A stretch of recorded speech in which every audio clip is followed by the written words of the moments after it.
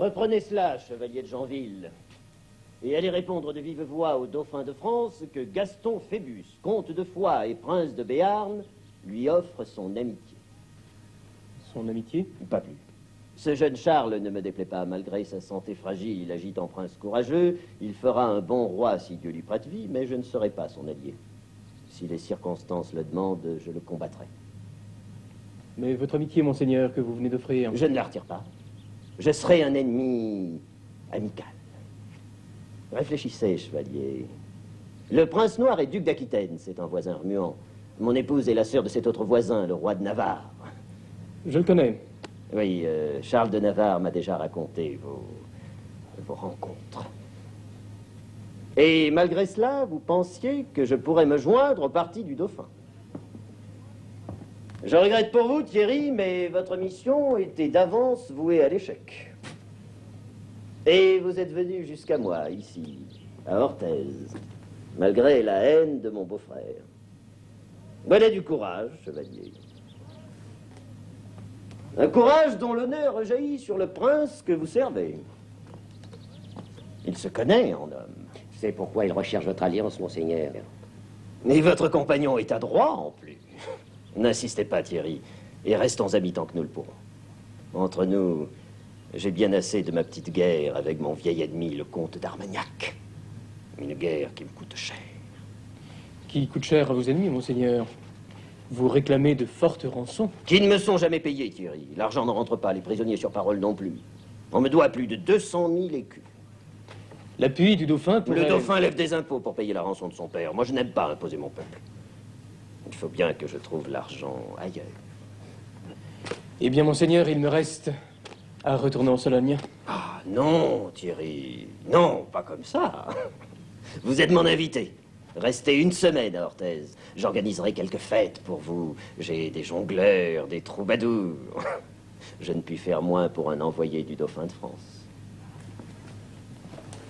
Ah! Où êtes-vous logé? À la maison des belles hôtesses. Non. L'endroit est des plus accueillants. Je sais, la maison m'appartient, elle est d'un bon rapport. Les Anglais, les Français, les Navarrais et les Aragonais s'y rencontrent sans crainte. Je l'ai voulu ainsi car les querelles sont mauvaises au commerce et j'ai besoin d'argent. Mais si vous logiez à la maison des belles hôtesses, j'aurais la désagréable impression de faire payer pension au dauphin de France. Vous logerez ici, avec votre compagnon. Et peut-être aurons-nous l'occasion de reprendre cette conversation. Peut-être pourrez-vous me convaincre. Je veux vous présenter à tous mes amis. Venez.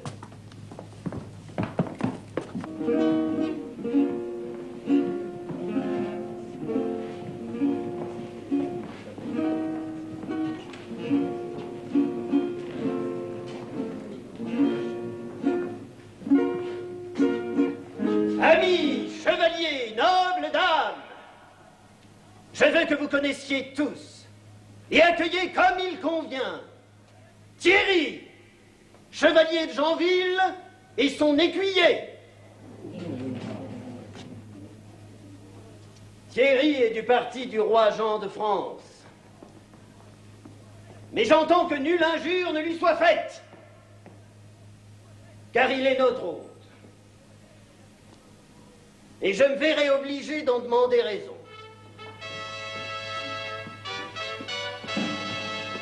Monseigneur Charles, roi de Navarre. Mon cher beau-frère. Phébus, mon frère, c'est toujours avec... C'est vrai, Charles, vous connaissez Thierry de Janville.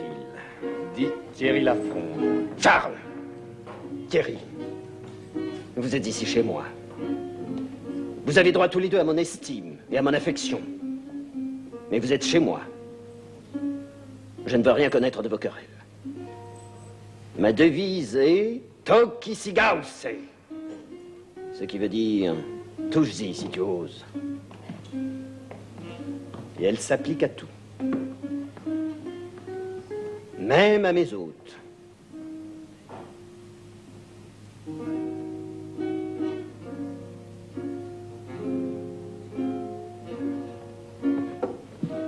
Ah non, tout cela n'est rien. Vous êtes sous ma protection et n'ayez pas peur de vous en prévaloir. Je vous remercie, monseigneur. Il nous faut aller maintenant à l'auberge reprendre le chevaux. Si vous le voulez, je vous donne une escorte. Ce n'est pas nécessaire, monseigneur. Vous avez raison. Charles de Navarre est vindicatif, mais il est, restons courtois et disons, extrêmement prudent. Monseigneur?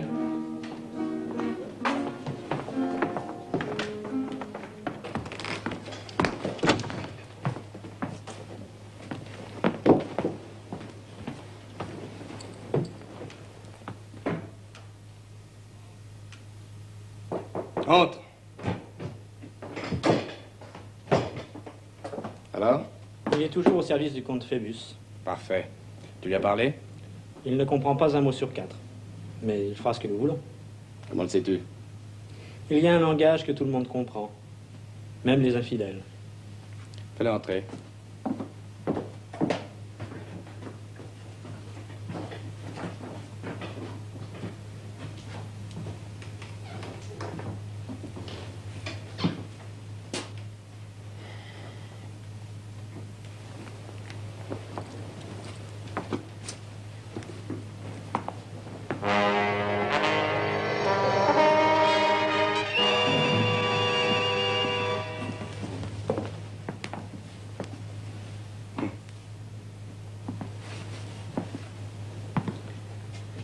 Tu sais de quoi il s'agit? Mais tu ne le tueras pas. Ce sera pire. Et en seras-tu capable? En seras-tu capable? Peux-tu le faire? Es-tu assez fort?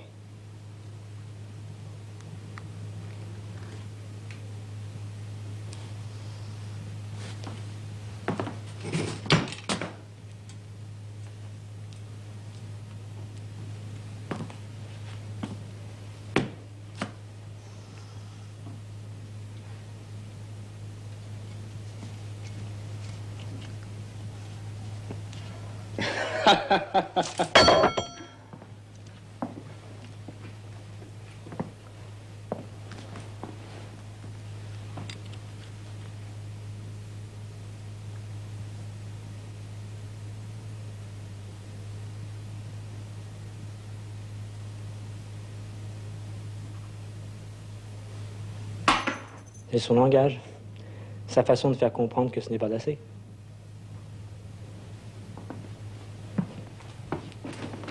S'exprime très bien.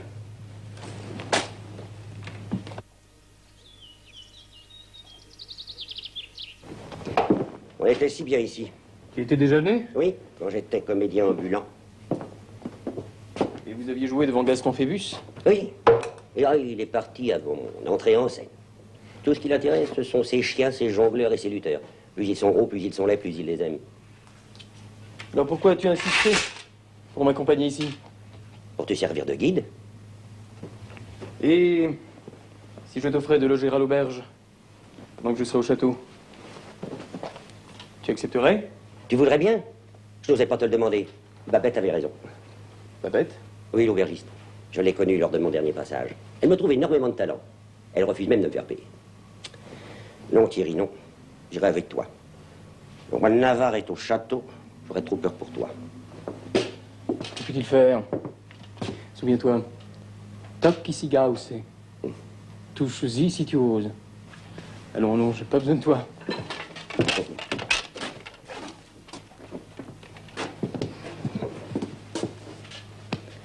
Mais toi, tu restes? Oui!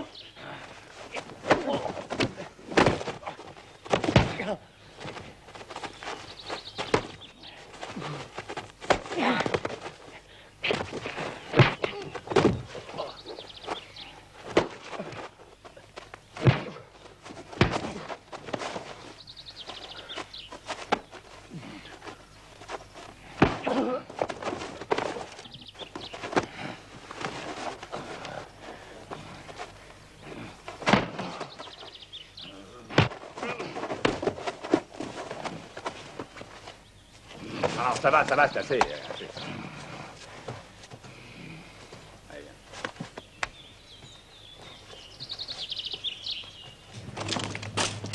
Le seigneur de Janville a quitté l'auberge depuis longtemps. Il a pris son bagage et son cheval. Vous l'avais-je point dit, beau-frère. Mais en toute honnêteté, sur ma foi, je vous jure que je ne pensais pas moi-même que cela se produirait si tôt. Faites-moi grâce de votre ironie, Charles. Et voilà l'homme que le dauphin a choisi pour le représenter. Le représenter. La valeur du serviteur vous donne une idée de la valeur du maître. Il a fui. Pardonnez-moi, Phébus, mais il a bien fait. Oui, j'aurais peut-être oublié vos avertissements. En tout cas, il est heureux pour moi que je ne vous ai pas quitté de la journée. Et heureux pour lui qu'il ait choisi de fuir. Je vous comprends. Son compagnon est resté à l'auberge pour Babette. Et Thierry aurait abandonné son ami? Quelle honte. J'ai interrogé Babette. C'est le chevalier lui-même qui a demandé à son compagnon de ne pas venir avec lui. Il est encore plus lâche que je n'osais le croire.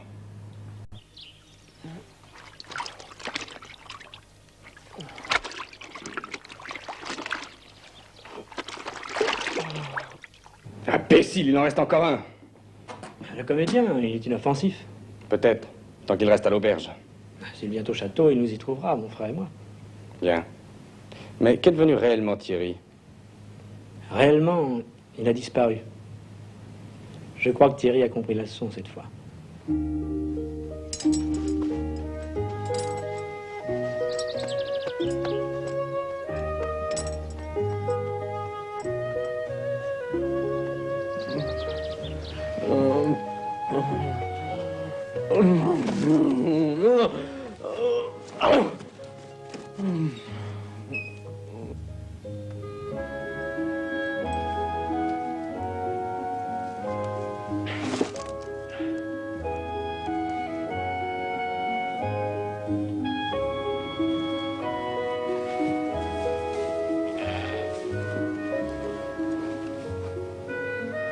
C'est toi qui m'as sauvé? Comment t'appelles-tu?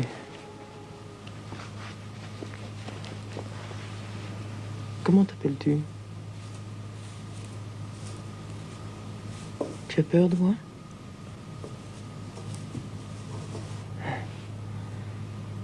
Tu ne parles que pas toi.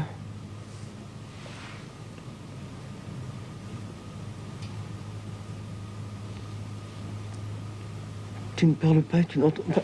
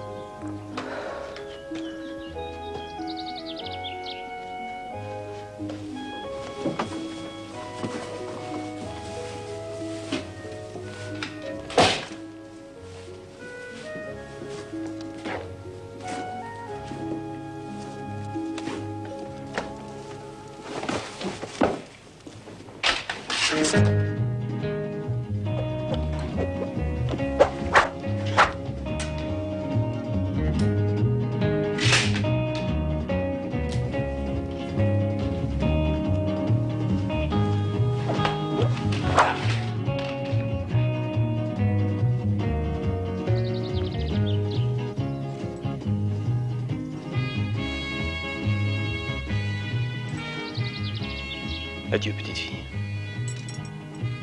Je n'oublierai pas.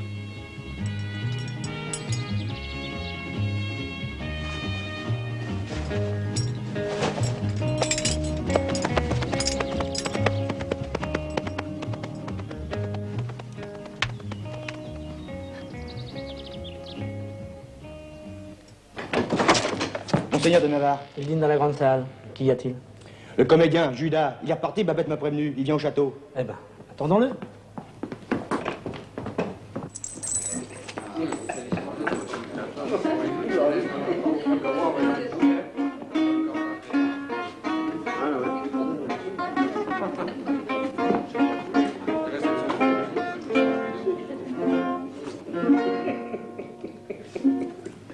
Vos fêtes sont toujours les plus belles, Phébus.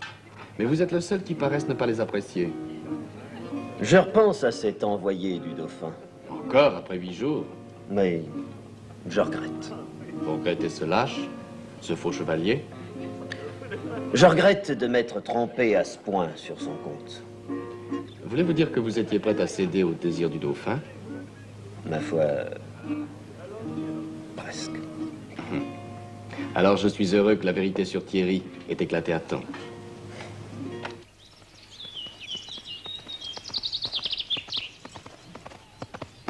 Thierry! Thierry! Luther! Au château!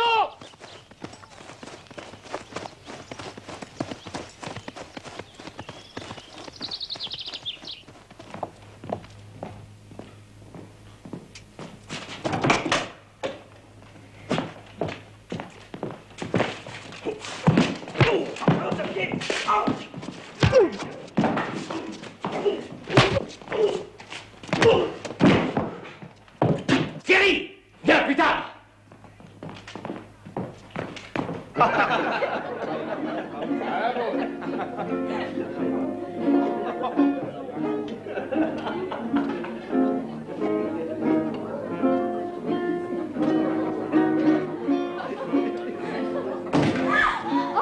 Je prie Monseigneur Gaston de Foix d'excuser mon retard. Où étiez-vous, chevalier? J'ai été retenu, Monseigneur.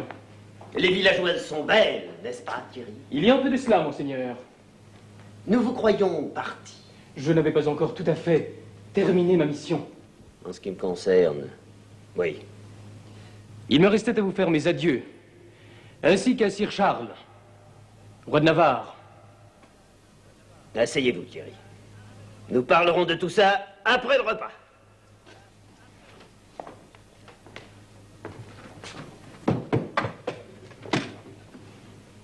Quel dommage que vous ne soyez pas arrivé plus tôt, Thierry. Notre cher Phébus nous a offert un spectacle remarquable. Il est terminé. À moins que... Phébus, nous n'avons pas vu vos lutteurs ce soir. Impossible, mon cher Charles. Cette tour-là ne trouve plus d'adversaire à sa taille. Quel dommage.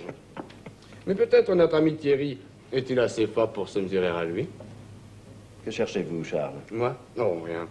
Non, mais je croyais Thierry assez courageux pour... Assez! Que faites-vous, Jeanville? Je relève le défi de Sir Charles. C'est de la folie. Vous ne connaissez pas la force de ce monstre. Détrompez-vous. Le roi de Navarre a fait en sorte que je ne l'ignore pas. Vous avez osé, Navarre. Je ne comprends pas un mot de tout cela. Voulez-vous toujours affronter cet homme, Thierry? Je vous le demande, Monseigneur. Allez. Au moins, vous ne nierez plus son courage. À quoi lui servira-t-il?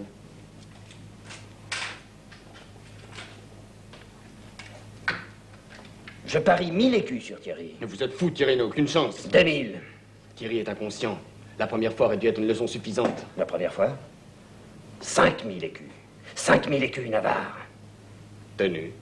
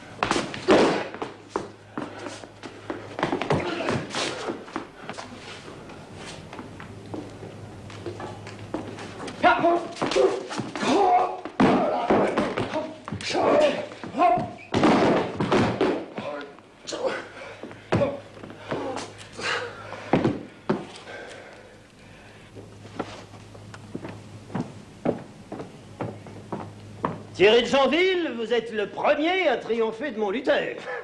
Mais n'est-ce pas plutôt le vôtre, Navarre? Au fait, n'oubliez pas votre dette. 5000 écus. Oui, Thierry, vous m'avez fait gagner cette somme. Vous aviez misé sur moi, monseigneur? Oui, Thierry. Mais vous avez gagné beaucoup plus que vous ne pensiez. Ah. La moitié de cette somme vous appartient. Et d'autre part, vous irez dire à monsieur le dauphin que seuls mes liens de famille m'interdisent d'embrasser sa cause.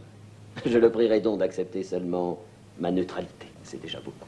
Phébus, vous m'aviez promis. Ma neutralité, Charles.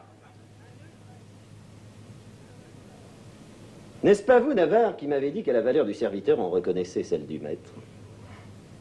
Thierry, vous pourrez partir quand il vous plaira. Vous êtes libre. Mais auparavant, vous recevrez les 2500 écus qui vous appartiennent. Merci, monseigneur. Ah, plus exactement, les 2487. Les bons comptes font les bons amis. N'est-ce pas, compagnon Judas? Oui, monseigneur. Mais je ne vois pas. Vous avez oublié de payer votre chambre à la maison des belles hôtesses. 13 écus. Les affaires, n'est-ce pas? Vous êtes libre, Thierry. Vous entendez, Navarre? Libre. Et... Toc ici Gauss.